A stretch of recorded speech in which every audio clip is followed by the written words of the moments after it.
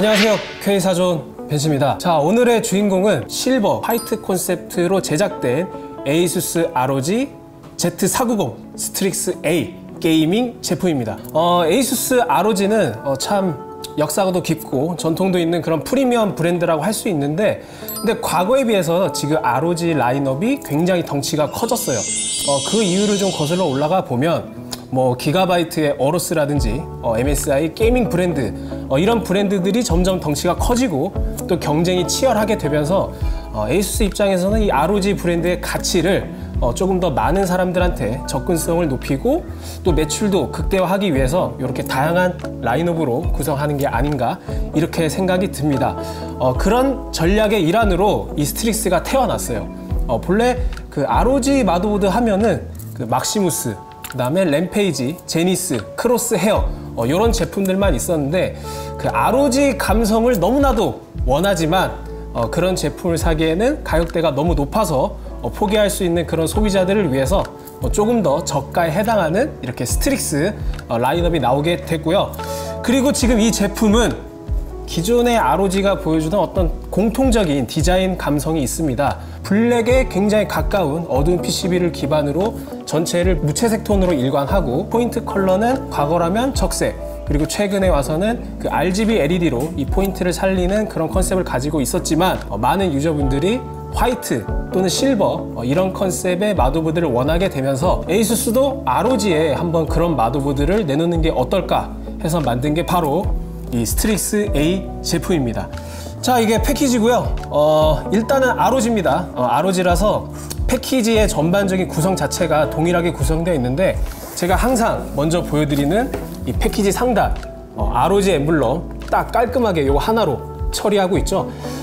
다른 마더보드 제조 회사들은 이 패키지 윗면에 뭐 이렇게 스펙이라든지 제품 설명을 구구절절하게 써놓는데, 이렇게 마크 하나로, 엠블럼 하나로 딱 설명할 수 있는 거는 참 ASUS밖에 못하는 것 같아요.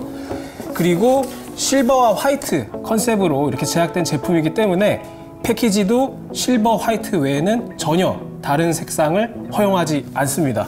제가 이걸 굳이 설명드린 이유는 기존의 ROG를 상징하는 색상은 사실 정해져 있었어요. 바로 블랙 바탕에 그 다음에 빨간색, 이렇게 조합으로 꾸며져 있어가지고 패키지도 블랙, 그리고 ROG 엠블럼이 위치하는 면에도 빨강색 이렇게 점철되어 있었지만, 이 제품은 그만큼 화이트, 실버라는 컨셉에 맞춰서 제품 그리고 패키지 디자인까지 어떤 하나의 상품으로서 이렇게 세심한 완성도를 보여줬다고 볼 수 있습니다. 자, 패키지를 봤으니까 바로 꺼내서 마더보드 본체 그리고 액세서리를 살펴보도록 하겠습니다. 네, 이게 본체 이렇게 비닐에 싸져 있고요.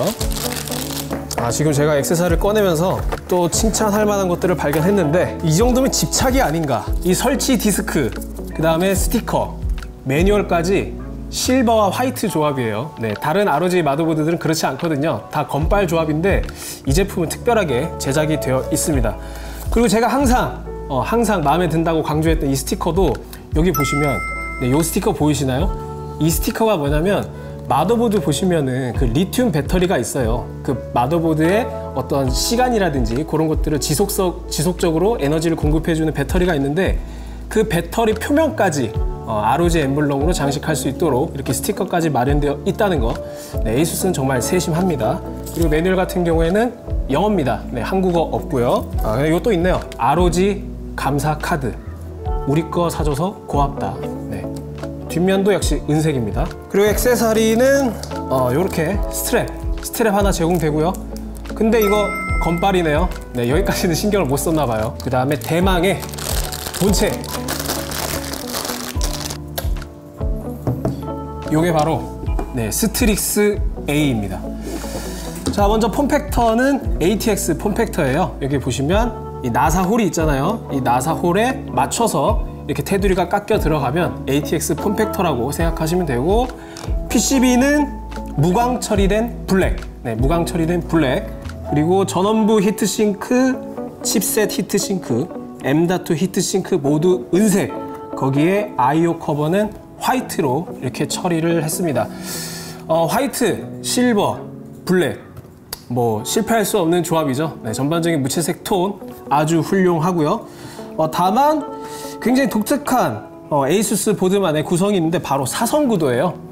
원래 마더보드라는 게 이렇게 슬롯이나 그다음 PCI 슬롯 이런 것들이 수평이나 수직으로만 이렇게 방향성을 가지는데 이 마더보드를 대각선으로 가로지르는 이 사선 구도는 어떻게 보면 역동성 또는 뭐 고성능 이런 것들을 느낄 수 있게 해주기 때문에 제가 에이수스 마더보드 디자인에서 제일 좋아하는 부분이고요. 근데 보자마자 이 사선 구도가 지금 여기 각도 있죠? 여기 각도랑 이 전원부 히트싱크의 각도가 맞지가 않습니다, 여러분. 이렇게 보시면 이렇게 각도를 딱 맞췄을 때 전원부 히트싱크의 파인 홈이 각도가 맞지 않아요.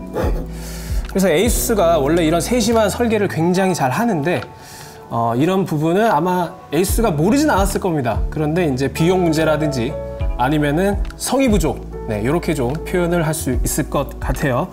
M.2 슬롯이 어디 있냐면 여기 하나 있고 그 다음에 여기 하나 있고 여기 하나 이렇게 세 개가 있는데 사실 이 가운데에 있는 M.2 슬롯은 그 와이파이 모듈이라든지 그런 것들을 위한 M.2 슬롯이고 SSD는 실질적으로 위아래 이렇게 두 개만 장착할 수 있어요. 그래서 히트싱크, 이 히트싱크가 하나만 제공됩니다. 근데 이 제품의 가격이 30만 원대를 넘어가는데 히트싱크를 하나만 제공하는 거는 좀 불만이에요. 실제로 스트릭스 F 같은 경우에는 이 제품보다 뭐 3만 원? 4만 원 이 정도 비싸긴 한데 그 제품은 M.2 히트싱크 두 개를 제공하고 심지어 경쟁사 뭐 기가바이트나 MSI 제품까지 이제 눈을 좀 돌려보면 30만 원 이상에서 히트싱크를 하나만 준다? 그런 제품을 찾아보기 힘듭니다. 확실히 에이수스가 구성적인 면을 고려했을 때 가격이 제일 높아요. 그건 사실인 것 같습니다. 그리고 프라임, Z490 프라임이라는 모델이 있죠. 그 제품도 실버 화이트 컨셉이긴 한데 그 제품은 M.2 히트싱크를 아래랑 위아래 이렇게 교체할 수 있게 마련이 되어 있는데 지금 얘 같은 경우는 이 히트싱크를 분리를 해가지고 여기에다가 탑재를 할 수 없어요. 즉 아래에다가 SSD를 장착하고 싶은 사람이라면 히트싱크를 쓸 수 없다는 점 이해해 주셨으면 좋겠고요. 자, 그래서 이제 I/O를 한번 살펴볼 텐데 여기가 이제 LED가 들어오는 부분이에요. 여기 I/O 커버가 있으면 아래 스트릭스, 스트릭스 여기에 LED가 들어오고 이 ROG 엠블럼은 단순히 실버 페인팅으로 처리된 거라서 LED는 들어오지 않습니다. 그리고 이게 참 QM들 사이에서도 조금 의견이 갈렸던 부분인데 여기 보시면 ROG가 있고 그 다음에 뭐 1호도 있고 한자도 있고 그 다음에 뭐 불어도 있고 굉장히 그 많은 나라의 언어를 표현한 것 같아요. 그래서 뭐 여기에 담긴 뜻을 좀 제가 생각을 해본다면 뭐 우리 모두의 ROG 뭐 그런 뜻이 아닐까 뭐 생각은 드는데 문제는 한국어는 없습니다. 한국어는 없어요. 뭐 한국은 마더보드 시장이 너무 작아서 뺀 게 아닐까 그런 생각이 들 수도 있겠지만 아닙니다, 여러분. 한국은 충분히 마더보드 시장에서 의미 있는 시장이고 또 실제로 제품 판매도 많이 되고 있기 때문에 에이수스가 한국어를 넣지 않은 거는 굉장히 서운하네요. 그리고 디자인이 이렇게 좀 타이포그래피라고 하나요? 이렇게 문자를 이용해서 디자인을 많이 하는데 이런 디자인적 감성은 저는 한 2000년대 초반? 그럴 때 이제 이렇게 속도감 있게 문자를 쪼개고 이렇게 다국어를 배치하는 그런 디자인을 많이 봤는데 이런 건 좀 옛날 디자인 아닌가? 그런 생각도 좀 있습니다.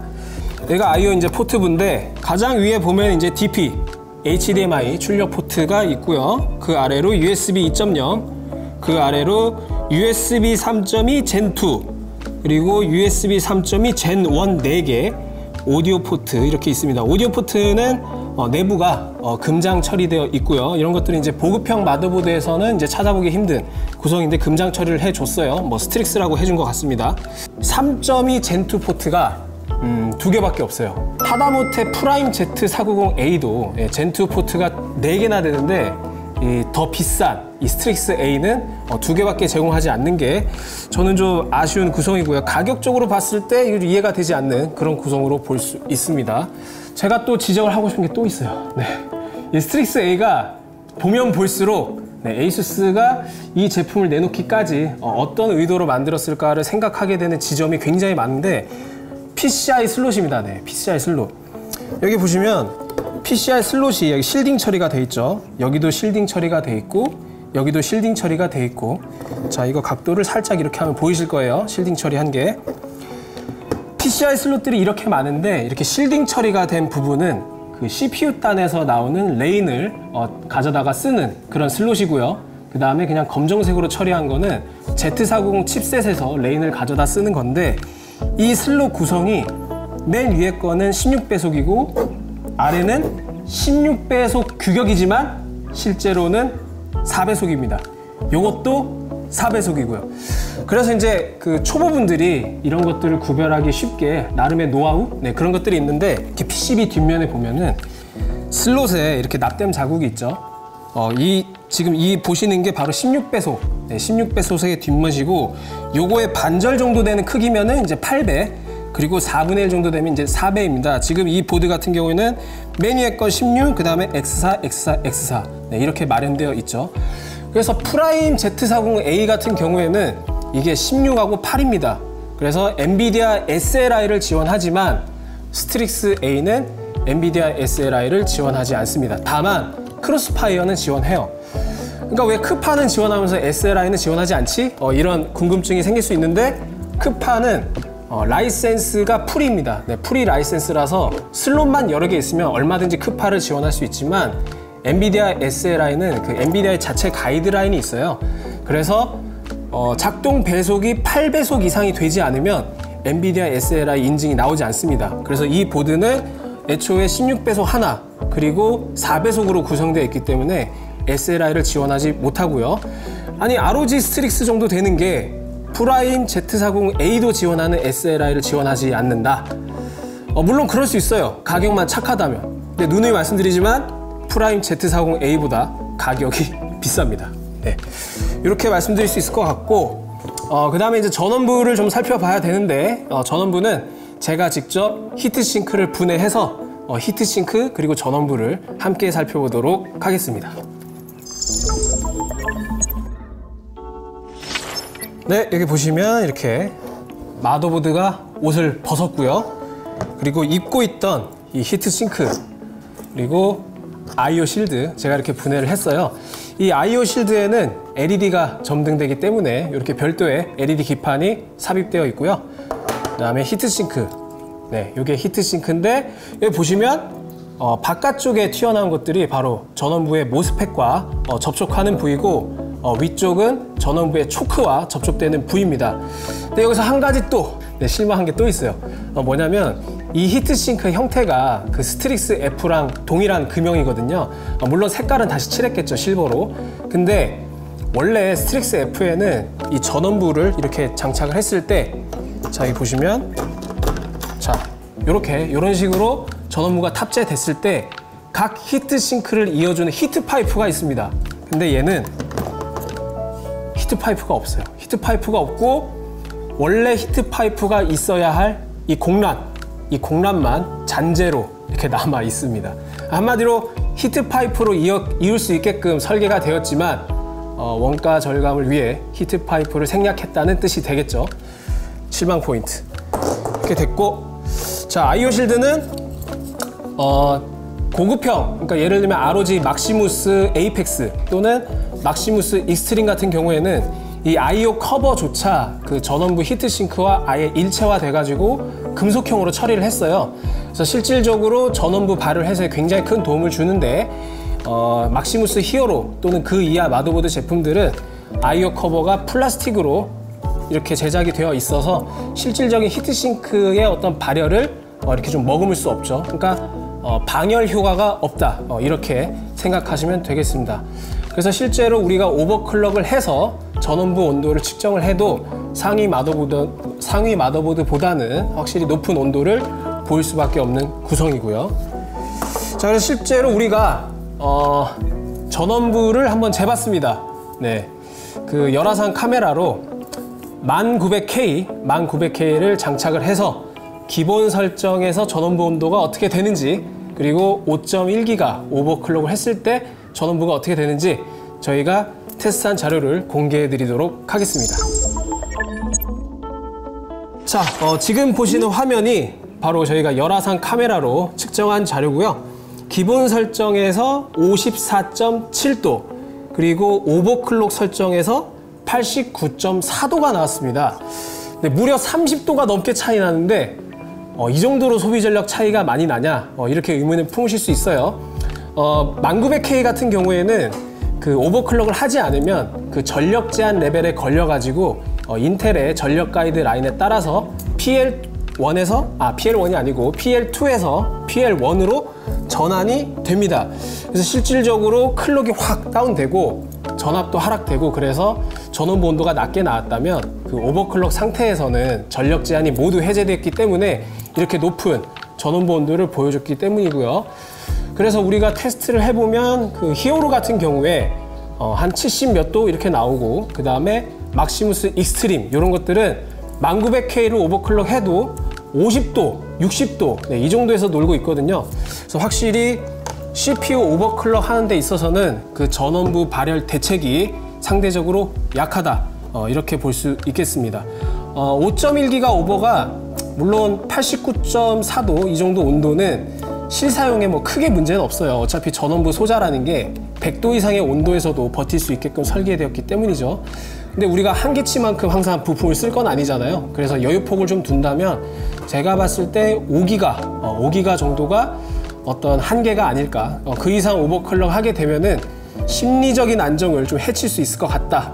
그렇게 생각이 들었습니다. 네. 그래서 모스펫 같은 경우에는 뭐 온도는 괜찮긴 한데 사실 부품 자체가 괜찮아요. 이게 12플러스 2페이지 구성이고 드라이버 모스펫, 즉 드라이버 IC가 이제 내장된 그런 모스펫이어가지고 발열 해소 능력도 뭐 괜찮고요. 근데 다만 아까 말씀드린 것처럼 히트싱크가 히트 파이프도 없고, 그 다음에 아이오 커버도 플라스틱으로 제작이 돼서 오버클럭을 정말 열심히 또는 더 높은 클럭을 바라보시는 분들은 좀 더 상위 등급의 마더보드로 가시는 게 좋을 것 같습니다.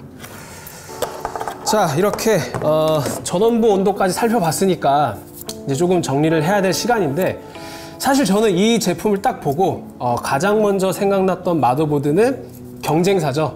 네, 기가바이트의 비전 G, 비전 G가 생각났습니다.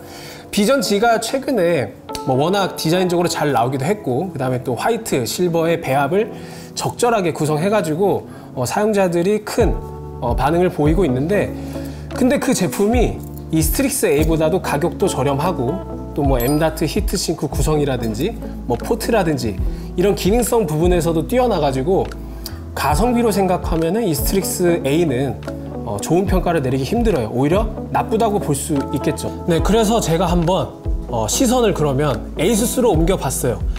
이 스트릭스 말고도 프라임이라는 시리즈가 있습니다. 그 에이수스 프라임 마더보드는 사실 에이수스가 제공하는 어떤 기본적인 기능성 그리고 확장성을 염두에 두고 기본기로 승부하는 모델이거든요. 그러니까 에이수스의 시그니처 모델이라고도 볼 수 있겠죠. 기본기 측면에서. 근데 그 제품이 프라임 Z490A의 기본기 그리고 감성 이런 것들을 모두 스트릭스에 기대하기에는 이 스트릭스 A라는 모델이 단순히 ROG라는 이름을 등에 업고, 그 다음에 프라임에서 가져올 수 있는 어떤 화이트 실버 조합, 그 이상의 의미를 찾기 힘들다라는 게 저의 결론입니다. 실제로 가격적인 부분에서 프라임보다 비싼데 기능성, 확장성도 떨어지고 단지 어떤 이름뿐인 ROG만 빌려왔다? 이러면 전 소비자 입장에서 좀 납득하기 힘들 것 같고요.